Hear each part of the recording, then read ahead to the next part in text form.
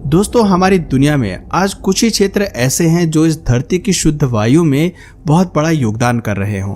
और अगर बात करें ऑक्सीजन के सबसे बड़े उत्पादक की, तो अमेज़न के जंगलों का नाम उसी सूची में सबसे शीर्ष पर आएगा।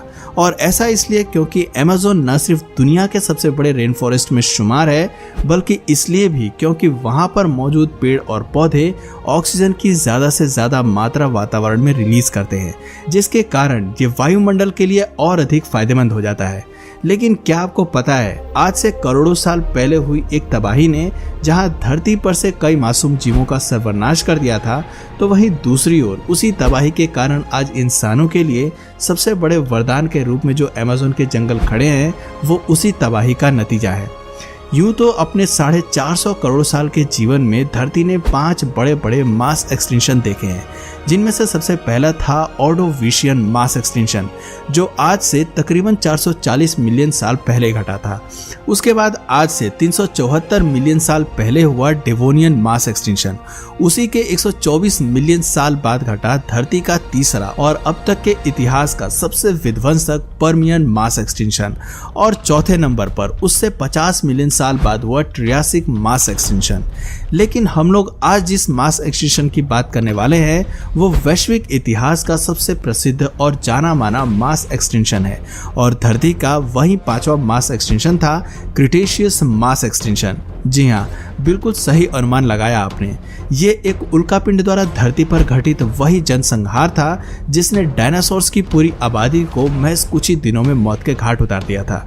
लेकिन इसका असर सिर्फ चलने फिरने वाले जीवित प्राणियों पर ही नहीं देखा गया था, बल्कि वनस्पति जीवन पर भी इसका एक बहुत ही गहरा प्रभाव पड़ा, जो तत्कालीन स्थिति के हिसाब से तो बड़ा ही विध्वंसक था, पर कहीं ना कहीं उसी वनस्पति जीवन को हुए नुकसान के कारण आज हम इंसान कुछ बेहतर सांस ले पा रहे हैं। बात है आज से 67 मिलियन साल पहले की। ये वो समय है जब अभी तक किसी भी तरह का कोई उल्कापिंड धरती से नहीं टकराया था और डायनासोर अभी भी धरती पर संपूर्ण स्वतंत्रता से राज कर रहे थे।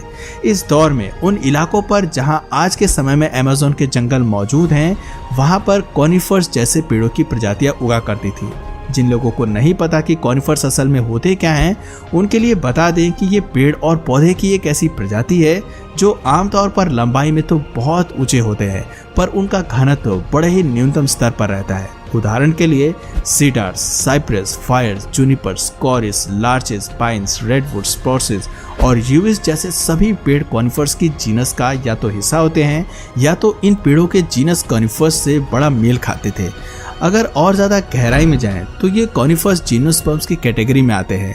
अब पुराने दौर में क्या था कि उस समय के अमेज़न वाली जगह में पेड़ों के पत्तों द्वारा इतने घनत्व उत्पन्न नहीं किया जाता था जिससे सूर्य का प्रकाश सीधा जमीन की स्तर पर आए, और उनसे इन जिम्नोस्पर्म्स को बढ़ने के लिए और फेवरेबल एनवायरनमेंट मिल गया। स्पेशियस एनवायरनमेंट जिम्नोस्पर्म्स की ग्रोथ के लिए सबसे महत्वपूर्ण होता है, जिसके कारण वो हमेशा घनत्व वाले पौधे यानी कि एंजियोस्पर्म्स को डोमिनेट करके रखते थे। ऊपर से डायनासोर्स की उपस्थिति में अगर कभी ऐसा मौका आया भी कि एंजियोस्पर्म्स को डोमिनेट करने का मौका उन्हें मिला हो, तो उन विशालकाय जीवों की उपस्थिति में ऐसा कभी संभव हो ही नहीं पाया, क्योंकि कारण साफ था। जब भी घनत्व वाले पेड़ पौधे ज्यादा बढ़ने लगते थे, तो अपनी भारी डाइट के कारण शाकाहारी डायनासोर्स उन घनत्व वाले पेड़ पौधों को ही खाने लगते थे, जिनसे उन्हें ना तो बढ़ने के लिए जरूरी वक्त मिलता और ना ही वातावरण। लेकिन ये सभी परिस्थितियां एक झटके में उसी वक्त बदल गईं जब धरती पर एक 12 किलोमीटर की चौड़ाई वाला उल्कापिंड गिरा, क्योंकि जैसे ही वो उल्कापिंड धरती की सतह से टकराया, संपूर्ण संसार में मानो जैसे रेडिएशन और धूल की ऐसी सुनामी आ गई जो शायद ही जीवन की शुरुआत के बाद किसी भी जीवित प्राणी ने कभी देखा होगा। इसके अलावा पूरी दुनिया भर में शॉक वेव की वजह से ऐसी सुनामियों ने दस्तक दी जिसको किसी भी दौर में इंसानों ने नहीं देखा होगा। वहीं दूसरी ओर उड़ती हुई धूल के कारण धरती के कई कोनों में इतनी मोटी डस्ट की परत जम गई कि सूर्य की किरणें उन क्षेत्रों में कई सालों तक पड़ी ही नहीं, और इन्हीं विध्वंसक घटनाक्रमों के परिणाम स्वरूप जमीन के ऊपर उपस्थित 75% आबादी नष्ट हो गई और वहीं 40% वनस्पति जीवन भी हमेशा हमेशा के लिए विलुप्त हो गया। लेकिन कई हजारों साल बाद जब ये स्थितियां वापस से सामान्य होने लगी तो इस धरती ने कई रोमांचक बदलावों को अपने सामने देखना शुरू किया। जैसे डायनासोर्स की उपस्थिति में स्तनधारी जीव यानी कि मैमल्स संपूर्ण आजादी के साथ धरती के ऊपर घूमने लगे। और उसके बाद जीवन की शुरुआत कैसे हुई, इसके लिए आप हमारा पुराना वीडियो तो देख ही सकते हैं। जहां एक तरफ जीवन एक नए सिरे से पनप रहा था तो वहीं एक इलाका ऐसा भी था जहां एक नए स्वरूप की शुरुआत हो चुकी थी। और ये वही इलाका था जहां आज के दौर में अमेज़न के जंगल खड़े हैं। ये वही क्षेत्र है जहां उल्कापिंड के टकराव से पहले कॉनिफर्स जैसे जिम्नोस्पर्म्स अपना दबदबा बनाकर रखते थे। लेकिन उल्कापिंड के टकराव के बाद इस क्षेत्र का वनस्पति जीवन बहुत ही बुरी तरह से दुर्घटनाग्रस्त हो गया, जिसके कारण उस बड़े से जंगल के तकरीबन 60% पौधे या सामान्य भाषा में कहें तो आधे से ज्यादा कॉनिफर्स तबाह हो गए थे और सब कुछ वापस से शुरू होने लगा था। क्योंकि इस बार ना तो घनी झाड़ियों को खाने वाले डायनासोर्स थे और ना ही वातावरण में पहले जितनी स्थितियां, जिसके कारण वातावरण पूर्ण निष्पक्ष हो गया।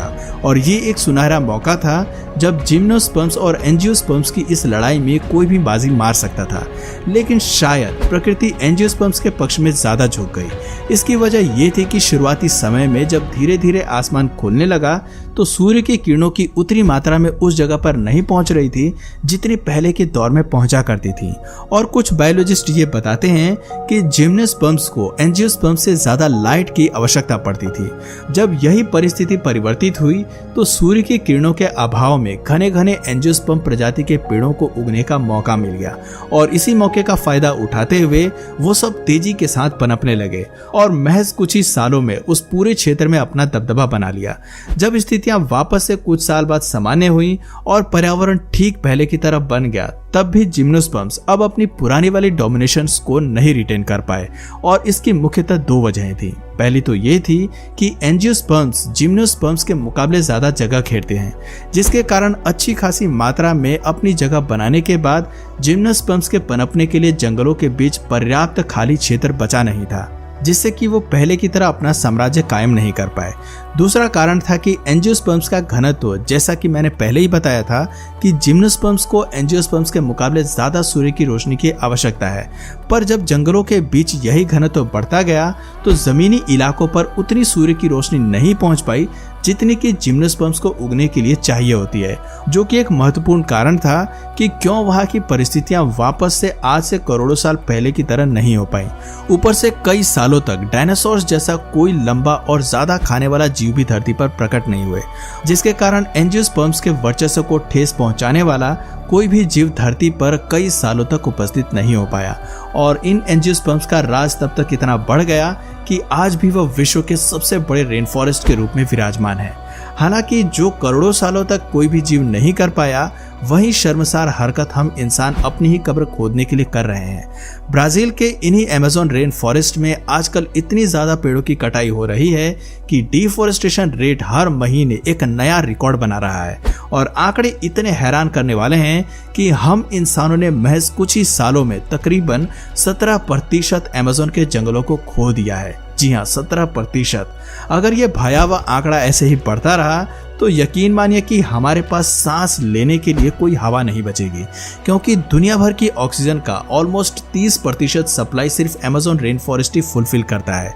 लेकिन जरा सोचिए कि अगर यही 30% ऑक्सीजन का हिस्सा हमेशा हमेशा के लिए कहीं चला जाए तो इंसान सांस लेने के लिए कहाँ जाएंगे, क्योंकि कार्बन एमिशन रेट तो हर साल बढ़ता ही जा रहा है, इसमें कोई शक नहीं। इसलिए अगर हम लोग कार्बन के बढ़ते हुए स्तर को नहीं रोक सकते तो हमें ऑक्सीजन को इतना बढ़ा देना चाहिए कि हमें कभी भी इस जीवनदायिनी गैस के लिए चिंतित नहीं होना पड़े। इसलिए दोस्तों, आप सभी से अनुरोध है कि ज्यादा से ज्यादा पेड़ लगाएं और पर्यावरण को बचाने के लिए अपना अपना योगदान दें। दोस्तों, इन रेन फॉरेस्ट को बचाने के लिए सरकार को क्या कदम उठाने चाहिए कमेंट करके जरूर बताइए। और अगर इस वीडियो से आपको कुछ नया जानने या सीखने को मिला या फिर इंटरेस्टिंग लगा तो प्लीज इस वीडियो को एक लाइक करके अपने फ्रेंड्स और फैमिली में से जरूर शेयर करें। और यदि आप इस चैनल पर नए हैं तो प्लीज इस चैनल को सब्सक्राइब करके बेल नोटिफिकेशन आइकन को ऑन कर लीजिए ताकि हमारे आने वाले वीडियोस आप मिस ना करें। मिलते हैं फिर किसी वीडियो में नए टॉपिक के साथ, तब तक के लिए नमस्कार।